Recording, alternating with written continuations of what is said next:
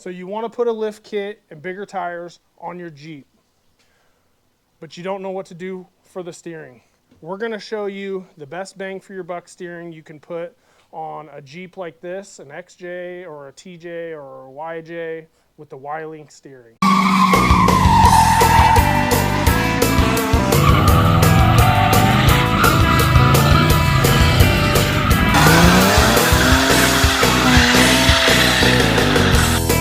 It's like the truck steering.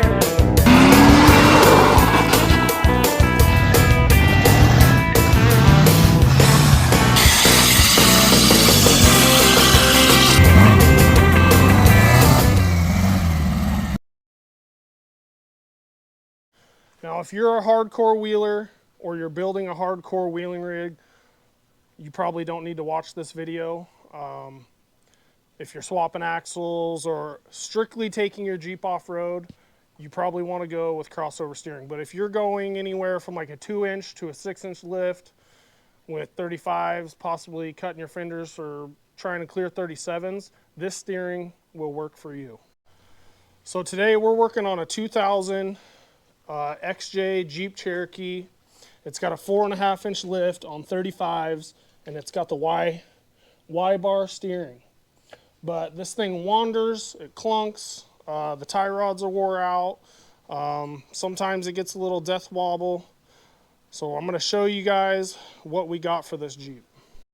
So we picked up this Currectlync heavy duty steering by Rock Jock or John Curry.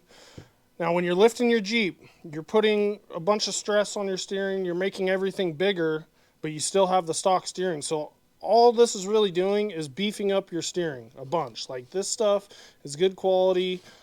We've ran these in the past, and they work really good. This kit comes with almost everything you need to put this on your Jeep. If you are going above a 4.5-inch lift, say you're putting a 6-inch lift on it, you probably want to get a drop pitman arm, which this Jeep already has, so we didn't need to order that. But we did order a track bar, but it's not here yet, so we're waiting on that. Okay, tools that you need for this. We got a pair of dikes or needle nose pliers, 9/16, 17 millimeter or 11/16. We found the 17 fits better. 3/4 or 18 millimeter. Open end wrenches or sockets. Ratchet. Big hammer. You possibly might need a pickle fork too, but we're just going to use a hammer. Torque wrench, or torque wrench. Now this is the problem we're having with our stock steering. That's not good. Also, our track bar, not good. So we're going to start by pulling these castle nuts here. I believe we got to pull the steering stabilizer, our pitman arm bolt up here, castle nut down there, and our track bar once our new one shows up. Okay, we got our old steering out. We are reusing the steering stabilizer, so we're going to have to take this off the old steering. You can see these tie rods, just how flattened out these are. They wouldn't take grease anymore. Completely smoked. Now that we have the steering stabilizer off, we're going to put together our new Y-bar and bring our old Y-bar in, measure, take a tape measure. We're going to try to line all of this up, your tie rod ends, your joint that goes to the pitman arm. We're going to try to get this all to as close as we can to the same length. You're still going to need to get an alignment done after you put this in, but we want to get it pretty stinking close. Okay, our new track bar and bracket from Rough Country just showed up. So we're going to go pull the factory track bar off the Jeep. So now what we're going to do is pull the nut off this tie rod, pull the nut off this bracket, the bolt nut off this bracket down here, and then we're going to pull this factory bracket off. There's two, 18 millimeter bolts here, two 18 millimeter bolts down here on the frame. You can see the difference in our track bars. This is the Rough Country, this is the factory. The rough country bracket bolts right into the factory holes. Pretty easy. Okay, we have our track bar in, and we're going to leave it loose until we get the Y bar in there. Okay, we have our track bar and our Y bar on now. We're going to have to pull this back out because it has this provision for a cotter key. So we need to pull this out, twist this stud, this ball joint or tie rod, to where the hole lines up with this provision to get a cotter key in.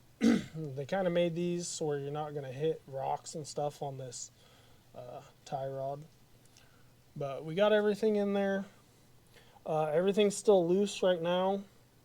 We're going to do a little eyeball alignment on this, get everything tight, and then we're going to put our steering stabilizer on with the supplied bracket.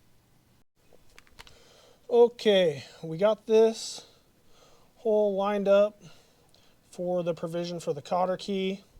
We've got everything adjusted. We never messed with the steering on this. So all we did was measure this rod and throw it back in. I mean, that's all you need to do until you can get it to an alignment shop. So the track bar is all tight. All of our adjustment clamps are tight. Everything's in. We still need to throw the cotter keys in, but we're going to put the bracket for the steering stabilizer on, which hopefully doesn't get in the way of anything. I don't remember if it goes like this or like this. Maybe, I don't know. So we'll get the steering stabilizer on.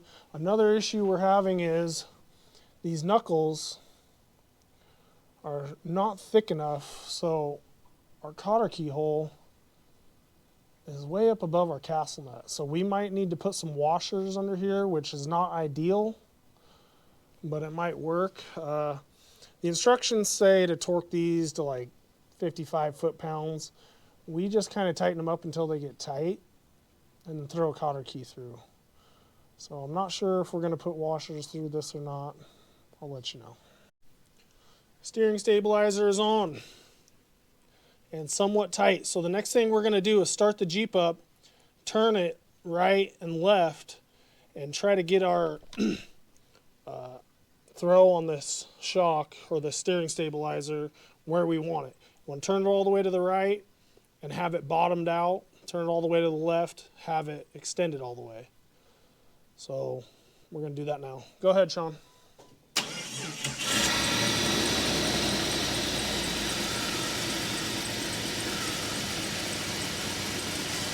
Is that all the way?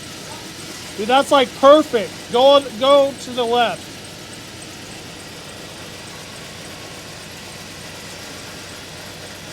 There's no way I got that perfect first try.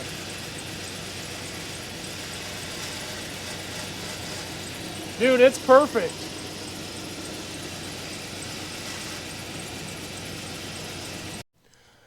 I think it's time to try this thing out, see if the steering helped. Let's go for a drive.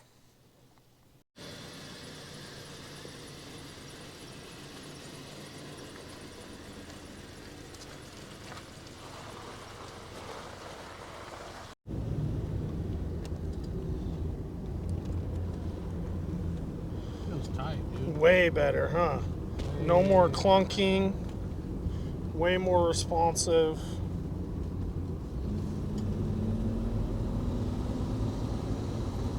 Yeah, I don't hear any noise. No. I wonder if that was just wobbling so much. Going down the road, that tire just wobbling and Had to have been. I mean, because I couldn't hear it when I was stopped. I mean, but it sounded like a tire going. There it is. Did you hear it? I think so.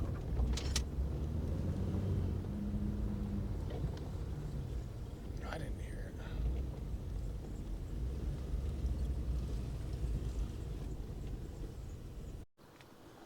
Getting some gas. It felt way better on the road. No clunking, no wandering. Now I would recommend that after about 500 miles or a few drives, you go back through and tighten up some of these bolts.